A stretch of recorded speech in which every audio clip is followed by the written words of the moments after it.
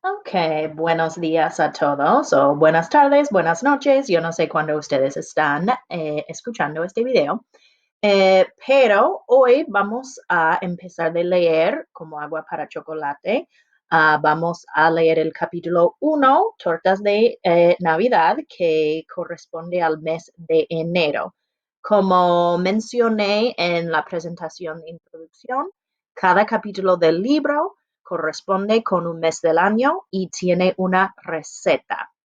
So as I mentioned in the introduction video that I gave you in presentation, each of these chapters corresponds to a month of the year and includes a recipe. And so interspersed with the action of the chapter, we will see how to make the recipe. And that will be like mixed in with the action. Also, one thing to keep in mind as we read this, as I mentioned in the presentation about El Realismo Mágico, um, the timeline in this type of literature is not a straight line. We'll have flashbacks, we'll go forward, then we'll go back to the recipe. So things are kind of mixed through it. So just keep that in mind as we're reading it. Sometimes you might have to pause and be like, oh, wait, okay, this is talking about the future, this is talking about the past, this is talking about the recipe. Okay, so la receta que tenemos es tortas de Navidad. Y sabemos que una torta es como un sandwich, right? In Spanish, we have lots of different words for a sandwich. You might know bocadillo, sándwich, and torta. That's the one we're going to use. That's most common in Mexico. So, tenemos los ingredientes. ¿Cuáles son los ingredientes? Primero, una lata de sardinas. Lata is a can. So we've got a can of sardines, medio chorizo, todos saben que es chorizo, una cebolla, que es cebolla, onion, sí, orégano, same, oregano, una lata de chiles serranos, so again, we've got a can here, this time of serrano chiles, y 10 teleras. Teleras son un tipo de pan que se usa para hacer sándwiches. So it's a specific type of like a roll for sandwich, kind of like a soft bread roll that you might also see just called a torta roll. If you were to, you could easily find these here at the supermarket here, and they might be called torta. Aquí tenemos la manera de hacerse. So here we're going to start with our directions on how we make these tortas. La cebolla tiene que estar finamente picada. Les sugiero ponerse un pequeño trozo de cebolla en la mollera con el fin de evitar el molesto lagrimeo que se produce cuando uno la está cortando. So we're going to start first by doing what? La cebolla tiene que estar picada. We're going to chop onions, right? But then here we have a suggestion. Les sugiero ponerse un pequeño trozo de cebolla en la mollera. So one of the things I mentioned about the kind of inspiration for Como Agua para Chocolate were these magazines for women that included home remedies. Here's a home remedy that it's suggesting for us, right? What is one of the problems that happens when you cut an onion, right? It makes you start to cry. So here it talks about el molesto lagrimeo. We know that lagrima is a tear, so lagrimeo is crying. So to avoid that crying, what is it suggesting that you do? Ponerse un pequeño trozo de cebolla en la mollera. Mollera was one of our vocab words, which is the crown of your head. So it's suggesting that you put a little piece of onion on the crown of your head, and that will stop you from crying when you're cutting onions. So those of you who are going to help out in the kitchen, maybe give that a try right now. See if it works for you. Report back to us if it works. Lo malo de llorar cuando uno pica cebolla no es el simple hecho de llorar, sino que a veces uno empieza, como quien dice, se pica y ya no puede parar. No sé si a ustedes les ha pasado, pero a mí, la mera verdad, sí. Infinidad de veces. So it's saying that the worst part about crying is what? Que a veces uno empieza, ya no puede parar. That once you start crying, you can't stop. And the author is saying she doesn't know if it's happened to you, but it's happened to her so many times, infinidad de veces. Mamá decía que era porque yo soy igual de sensible a la cebolla que Tita, mi tía abuela. So here we're getting an idea of who is writing this story. So she calls Tita her tía abuela. What's tía abuela? Well, we know that tía means aunt, abuela means grandma. So tía abuela is your great aunt or your grandma's sister, right? So this story is being told to us by Tita's great niece. Yeah. And so her mom told her that she was just as sensitive, sensible is what we call a false cognate, it means sensitive, as her great aunt, Tita. Dicen que Tita era tan sensible que desde que estaba en el vientre de mi bisabuela, lloraba y lloraba cuando ésta picaba cebolla. Su llanto era tan fuerte que Nacha, la cocinera de la casa, que era medio sorda, lo escuchaba sin esforzarse. So here we're going to get into the story, and we have first our first example of el realismo mágico, the magical realism. Throughout the story, I'm going to ask you to think about the different examples of magical realism. And here is the first one. So it's now talking about Tita when she was a baby, or before then, because it said, desde que estaba en el vientre de mi bisabuela. Vientre means womb, right? So it's now talking about, the author is talking about her great aunt Tita before she was born. So when she was in her great grandmother's womb, lloraba y lloraba cuando esta picaba cebolla. Okay, so think about that here when we're talking about in reality. So you have this baby still in the womb who is crying. First, we know that's not possible. A baby can't cry before it is born. But what causes this baby to cry? Cuando esta picaba cebolla. So when Tita's mom was cutting onions, it made baby Tita in the womb start crying. And not only was she crying, que su llanto era tan fuerte que Nacha, la cocinera de la casa, que era medio sorda, lo escuchaba sin esforzarse. So the crying of baby Tita in the womb was so strong that Nacha, the cook, que era medio sorda, that she was part deaf, half deaf, could hear that crying without really trying hard, right? So here we have our first example of magical realism. Obviously, a baby in the womb doesn't cry. It doesn't cry because of onions, and someone outside could not hear a cry of a baby in a womb. Un día, los sollozos are like another word for cries or moaning. Los sollozos fueron tan fuertes que provocaron que el parto se adelantara. Y sin que mi bisabuela pudiera decir ni pío, Tita arribó a este mundo prematuramente sobre la mesa de la cocina, entre los olores de una sopa de fideos que estaba cocinando. Los del tomillo, el laurel, el cilantro, el de la leche hervida, el de los ajos y, por supuesto, el de la cebolla. Okay, so what happened here? So great-grandma is pregnant, or excuse me, her great-grandma is pregnant with baby Tita. Baby Tita is crying in the womb because her mom is chopping onions. And what happens? Los sollozos fueron tan fuertes que provocaron que el parto se adelantara. El parto is one of our vocab words. Parto means childbirth.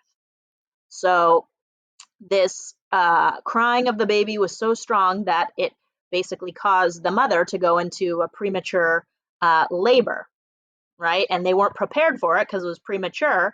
And so right then, Tita came into the world. Where did her mom give birth to her? Sobre la mesa de la cocina, right? On the kitchen table. And it talks about here, this is kind of going to give us our first connection of why cooking in the kitchen is so important to Tita, right? So she's born there, and it's talking about kind of the environment she's born into. Entre los olores, what are olores? Scents, de una sopa de fideos que estaba cocinando. Los del tomillo. Tomillo is rosemary. El laurel, bay leaves that you put a lot of times in soup. Cilantro, you know that. De la leche hervida, boiling milk. El de los ajos, garlic. Y por supuesto, de la cebolla. So that's the world that baby Tita comes into. Como se imaginarán, la consabida nalgada no fue necesaria, pues Tita nació llorando de antemano. Tal vez porque ella sabía que su oráculo determinaba que en esta vida le estaba negado el matrimonio. Contaba Nacha que Tita fue literalmente empujada a este mundo por un torrente impresionante de lágrimas que se desbordaron sobre la mesa y el piso de la cocina. Okay, so baby Tita comes into the world, And it talks here about la consabida nalgada no fue necesaria. What is this saying? Now, those of you who maybe speak Spanish at home might have heard the word las nalgas before. It's not a word that we would be using in the classroom, but maybe you know what that means. And so, una nalgada is a slap to the butt, right? So when, imagine when you've seen, like in a movie or something, a baby is born, especially in these olden times of the 1900s. What does the doctor do to make the baby cry? Is they slap it on the butt. But they're saying with Tita, that was not necessary. Why? Tita nació llorando de antemano. So she was born with like uncontrollable crying. Why? Tal vez porque ella sabía que su oráculo determinaba que en esta vida le estaba negado el matrimonio. So here we're getting a little bit of a glimpse of what Tita's destiny is going to be. And it's suggesting that when she was born as a baby, she was crying because she knew that this destiny would come to her. And what is it? Estaba negado el matrimonio.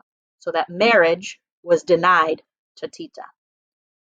Contaba Nacha que Tita fue literalmente empujada a este mundo por un torrente impresionante de lágrimas. Right? So Nacha, the cook who was there, who helped deliver her, said that she was pushed out into the world by what? This impressive flood of tears. I definitely recommend, once we finish reading this, you can watch Como Agua para Chocolate. I'll kind of see if there's a way I can post it for you. But in that section, they take a very interesting poetic license, or let's say artistic license, when they show how that happens. And students always find that interesting. But Tita is pushed into the world on a wave of tears. En la tarde, ya cuando el susto había pasado y el agua, gracias al efecto de los rayos del sol, se había evaporado, Nacha barrió el residuo de las lágrimas que había quedado sobre la loseta roja que cubría el piso. Con esta sal, rellenó un costal de 5 kilos que utilizaron para cocinar bastante tiempo. So here we have another example of magical realism. So now Tita's been born, and so this wave, this flood of tears was all over the floor of the kitchen, right? What are tears mostly made of? Salt water. What happens when you have salt water that gets evaporated? What's left? The salt, right? So Nacha barrió el residuo de las lágrimas. One of our vocab words is barrer, which is to sweep. So she swept up the salt that was left from the tears, right? How much salt was there? Con esta sal rellenó un costal de 5 kilos. Un costal is another vocab word. It's like a sack. So if you've ever seen like at the store, the big sacks of rice that are like 10 pounds, that's what it is. But rather than rice, she filled up this 10 pounds, 5 kilos, about 10 pounds, 10-pound sack of what? Salt. And then what did they use that salt? Para cocinar bastante tiempo. So for a long time in the kitchen, the salt that they were using was from the evaporated tears that came from Tita's Tita's birth. Este inusitado nacimiento determinó el hecho de que Tita sintiera un inmenso amor por la cocina y que la mayor parte de su vida la pasara en ella, prácticamente desde que nació, pues cuando contaba con 2 días de edad, su padre, o sea, mi bisabuelo, murió de un infarto. So, as I mentioned, we're going to see that Tita has this connection to the kitchen, that she was born there. And it talks about un inmenso amor por la cocina. So she has this love for the kitchen. Y que la mayor parte de su vida la pasara en ella, that she's going to spend the most of her time there. And then they slip in here this detail. So con 2 días de edad, when she's 2 days old, su padre murió de un infarto. So when Tita's only 2 days old, her father dies. Un infarto is a heart attack. A mamá Elena, so mamá Elena is Tita's mom, a mamá Elena de la impresión, se le fue la leche. So what is this talking about here? If you think back, we had our using our say for unexpected occurrences, and we used it here. A mamá Elena se le fue la leche. So mamá Elena, think of what she's been going through. She gives birth prematurely in her kitchen, and then 2 days later, her husband dies of a heart attack. What has happened to her? She's unable to produce milk. Se le fue la leche. Basically, literally, her milk just left her. So she's unable to produce milk for baby Tita. Como en esos tiempos no había leche en polvo ni nada que se le pareciera y no pudieron conseguir nodriza por ningún lado, se vieron en un verdadero lío para calmar el hambre de la niña. So now they're left in a difficult situation. They've got baby Tita. No había leche en polvo. Leche en polvo is like formula. So they didn't have any formula. Y no pudieron conseguir nodriza. Nodriza is a wet nurse. Wet nurse is a woman who takes care of babies, but she's able to nurse them even though they aren't hers. So usually it's like a woman who has just had a baby herself. She can also nurse other babies, but they couldn't find her either. So they're in trouble to try and figure out what they're going to feed this, newborn baby. Nacha, que se la sabía de todas respecto a la cocina y muchas otras cosas que ahora no vienen al caso, se ofreció a hacerse cargo de la alimentación de Tita. Ella se consideraba la más capacitada para formarle el estómago a la inocente criaturita, a pesar de que nunca se casó ni tuvo hijos. Ni siquiera sabía leer ni escribir, pero eso sí, sobre cocina tenía tan profundos conocimientos como la que más. Mamá Elena aceptó con agrado la sugerencia, pues bastante tenía ya con la tristeza y la enorme responsabilidad de manejar correctamente el rancho, para así poderle dar a sus hijos la alimentación y educación que se merecían, como para encima tener que preocuparse por nutrir debidamente a la recién nacida. So who is going to take over feeding baby Tita? Mama Elena? Mm-mm. She's got a lot of other stuff she's got to do. She's now in charge of the whole ranch after her husband died. She's got other kids she has to take care of. And so she can't take care of baby Tita. So who is going to be in charge of it? Nacha. And in the other intro I gave you about the book, I talked about the character of Nacha, how she represents kind of this homage and respect for indigenous women who were a huge part of taking care of children during this time in Mexico. And so that's what we see, is it mentions that everyone agrees that Nacha is the best one to do this. She's never been married herself, never had kids. She can't read, she can't write, but in the kitchen, kind of, she was the master of that domain. And so everyone trusted Nacha to figure out how to feed baby Tita. Por tanto, desde ese día, Tita se mudó a la cocina y entre atoles y tés creció de lo más sana y rozagante. Es de explicarse entonces el que se le haya desarrollado un sexto sentido en todo lo que a comida se refiere. So because Nacha is the one taking care of her and Nacha is the cook, baby Tita moves into the kitchen with Nacha. And so what does Nacha give her? Here's another example of our realismo mágico. Atoles y tés. I don't know if you ever had atol, but it's like this like kind of, it's not as thick as a pudding. It's like it's cornstarch mixed with water, and you can make kind of like this thick drink. If you've ever had champurrado is atol with chocolate put in, but you take out the chocolate and you've got atol. It's like this corn drink. Ite, that's tea.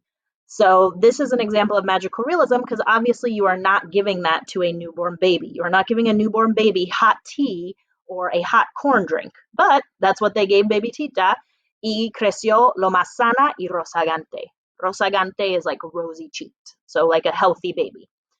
But then it also says that Tita develops un sexto sentido. She develops the sixth sense regarding everything in the kitchen.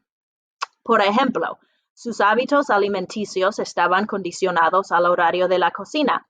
Cuando en la mañana Tita olía que los frijoles ya estaban cocidos, o cuando a mediodía sentía que el agua ya estaba lista para desplumar a las gallinas, o cuando en la tarde se horneaba el pan para la cena, ella sabía que había llegado la hora de pedir sus alimentos. So again, here, another example of magical realism is that Tita, baby Tita, has kind of developed her own sense of when it's time to eat based on what's going on in the kitchen. And those of you who've had a baby brother or sister know that that is not how babies react, that they are hungry when they're hungry and they cry.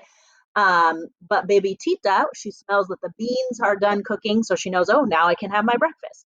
She can tell that the water is boiling to start to pluck the chickens, or that they're baking the bread for dinner, so she knows when she can. It's her turn to eat in between all of that. Algunas veces lloraba de balde, como cuando Nacha picaba cebolla, pero como las dos sabían la razón de estas lágrimas, no se tomaban en serio. Inclusive se convertían en motivo de diversión, a tal grado que durante la niñez Tita no diferenciaba bien las lágrimas de la risa de las del llanto. Para ella, reír era una manera de llorar. De igual forma, confundía el gozo de vivir con el de comer. No era fácil para una persona que conoció la vida a través de la cocina entender el mundo exterior. Ese gigantesco mundo que empezaba de la puerta de la cocina hacia el interior de la casa, porque el que colindaba con la puerta trasera de la cocina y que daba al patio, a la huerta, a la hortaliza, sí le pertenecía por completo, lo dominaba. So here it's kind of talking about Tita's world includes the kitchen and kind of the close area. So it talks about el huerto. Huerto is like the garden, the orchard. El patio, all of that area is really Tita's domain. Todo lo contrario de sus hermanas, a quienes este mundo les atemorizaba y encontraban lleno de peligros incógnitos. Les parecían absurdos y arriesgados los juegos dentro de la cocina. Sin embargo, un día Tita las convenció de que era un espectáculo asombroso al ver cómo bailaban las gotas de agua al caer sobre el comal bien caliente. So Tita loves the kitchen area, right? That's her zone. But her sisters, remember she has two sisters, Gertrudis and Rosaura. How do they feel about the kitchen? Are they in there spending time with her?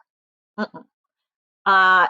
A este mundo les atemorizaba, it scared them, y encontraban lleno de peligro, so it was full of danger. But Tita she's a little girl, she wants to spend time with her sisters, and so she convinces them of this like amazing kind of show she could put on. A ver cómo bailaban las gotas de agua al caer sobre el comal bien caliente. So here, one of your vocab words was el comal. So comal is basically like this flat surface, metal surface that you would put down on the fire or on the open flame, and then you cook on it. Like you make your tortillas, you make your pupusas, whatever it is. That's el comal. So it's like this hot metal surface that you cook on. So if you've ever taken like little droplets of water and you sprinkle them on a hot pan, what happens? It's if you're a little kid, it could seem como bailaban, like they were dancing. So that's this like show that Tita has to show her sisters. Like we're gonna sprinkle this water on top and oh, exciting. Pero mientras Tita cantaba y sacudía rítmicamente sus manos mojadas para que las gotas de agua se precipitaran sobre el comal y danzaran, Rosaura permanecía en un rincón, pasmada por lo que observaba. En cambio, Gertrudis, como en todo aquello donde interviniera el ritmo, el movimiento o la música, se vio fuertemente atraída hacia el juego y se integró con entusiasmo. So Gertrudis is really interested by this. Gertrudis loves anything having to do with rhythm or music. She gets close and is watching Tita do this. But Rosaura, the other sister, where is she? Permanecía en un rincón pasmada. So she's over scared in the corner. Entonces a Rosaura no le quedó otra que tratar de hacer lo propio. Pero como casi no se mojó las manos y lo hacía con tanto miedo, no logró el efecto deseado.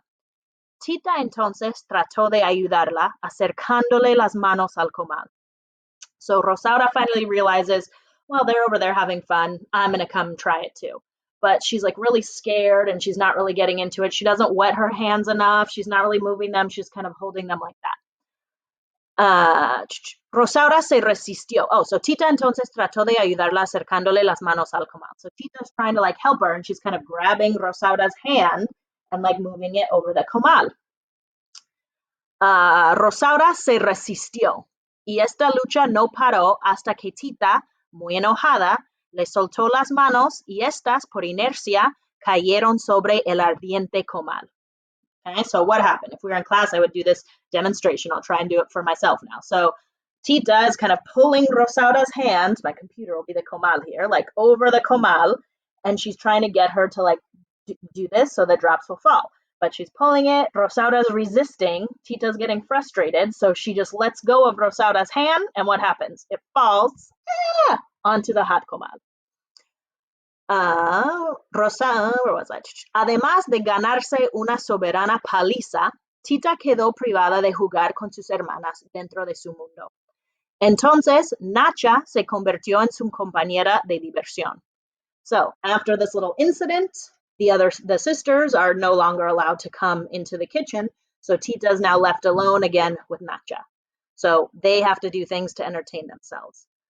Juntas se dedicaban a inventar juegos y actividades siempre en relación con la cocina, como el día en que vieron en la plaza del pueblo a un señor que formaba figuras de animales con globos alargados, y se les ocurrió repetir el mecanismo, pero utilizando trozos de chorizo.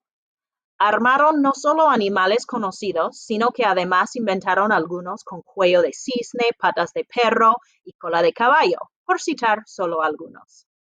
So Nacha is trying to entertain her, and what's one of the things they do? One day when they're in the pueblo, they see a man making what? Formaba figuras de animales con globos. So he's making balloon animals. So Nacha says, oh, we can do that at home. What do they use instead? Trozos de chorizo. So think of like chorizo and long link sausages. They're using that to make these animals. And they make, some interesting ones con cuello de cisne with like a swan's neck, patas de perro, paws, cola de caballo, a horse's tail, and they kind of make those up. El problema surgía cuando tenían que deshacerlos para freír el chorizo. La mayoría de las veces Tita se negaba. La única manera en que accedía voluntariamente a hacerlo era cuando se trataba de elaborar las tortas de Navidad, pues le encantaban. Entonces no solo permitía que se desbaratara a uno de sus animales, sino que alegremente observaba cómo se freía. So Tita would get sad when they had to undo their sausage animals to fry the chorizo, but what made her feel better about it? Because tortas de Navidad were like her favorite meal. So it was worth losing her sausage balloon animals to fry the chorizo to make her favorite dish. Okay, so that is where we're going to stop for today. And then we will pick up with the last paragraph of page 6 on our next video. Ciao.